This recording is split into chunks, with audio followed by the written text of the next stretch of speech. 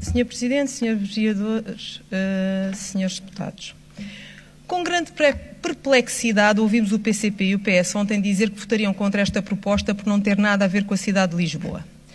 Recordo os senhores deputados que, curiosamente, houve nesta casa um grande número de propostas desta mesma natureza e que votaram a favor.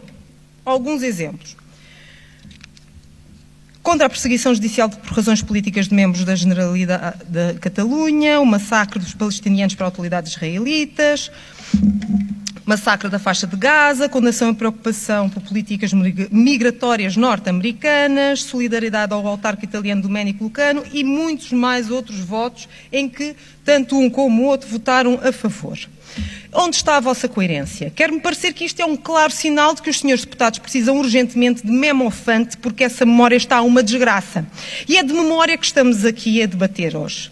Eu não quero acreditar que este plenário, maioritariamente, acho que há vítimas, mais vítimas do que outras vítimas. E com todo o respeito que tenho pelos senhores deputados, como indivíduos e pelo que pensam, mas acho que já é tempo de reconhecer a história e o drama que se viveu sob o comunismo e que em alguns locais ainda hoje se vive. Parem de branquear a história e os erros do comunismo e o sofrimento que essa ideologia infligiu. E em alguns lugares ainda inflige. Poderia falar em vários episódios e atrocidades em várias partes do globo, mas vou falar de um episódio histórico que é dramático, hediondo e sem palavras suficientemente fortes para descrever perpetrado pelo comunismo soviético. O Holodomor ou a Grande Fome. Um projeto maquiavélico do Comitê Central Comunista com o fim a dominar os ucranianos que se recusavam a ceder aos kolhosps e aos gulag, recusavam-se a ser soviéticos e fizeram frente ao Partido Comunista que tentava cortar-lhes as raízes, a sua identidade como um povo e a sua própria terra. A frase "a terra é de quem a trabalha" é só para alguns, pois esta foi negada aos ucranianos.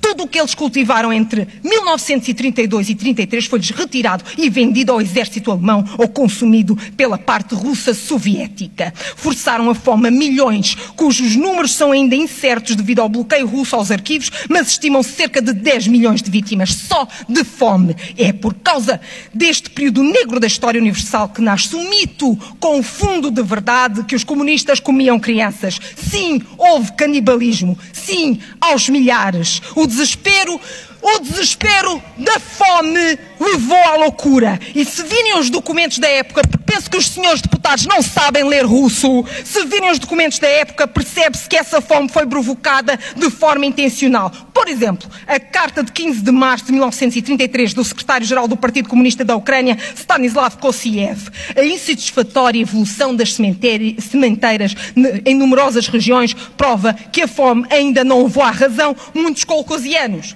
Ou do primeiro secretário Mendel Hatayevich. Está a decorrer uma luta feroz entre os camponeses e o poder é um combate até à última gota de sangue. É uma prova de força entre o nosso poder e a sua resistência. A fome demonstrou quem é o mais forte. Custou milhões de vidas, mas os sistemas dos kolhosps viverá para sempre. Vencemos a guerra. Senhor Presidente, senhores deputados, vou contar-vos uma história verídica. Eu sei que já estou a passar, eu peço desculpa, Senhor Presidente, mas várias pessoas aqui passaram o seu tempo... Faz favor.